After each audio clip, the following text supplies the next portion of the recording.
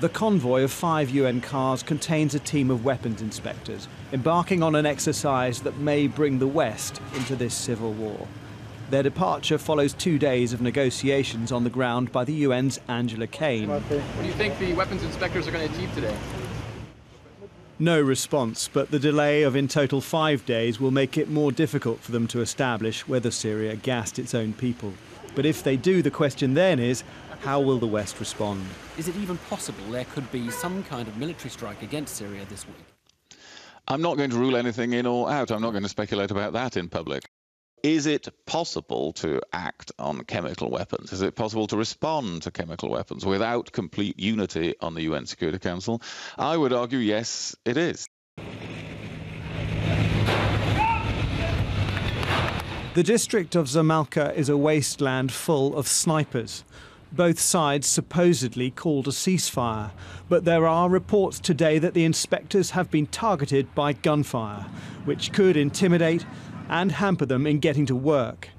It's already feared that after 5 days of government forces pounding the site, evidence may be hard to gather. Every hour counts. We cannot afford any more delays. We have all seen the horrifying images on our television screens and through social media. Clearly, this was a major and terrible incident. We owe it to the families of the victim to act.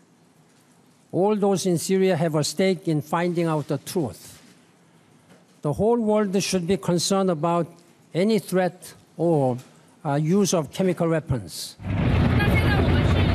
If inspectors do find anything, the regime has provided an alternative scenario for where it came from. State TV has shown journalists a stash of chemicals in underground rooms in the Damascus suburb of Jobar, which they say belong to the rebels.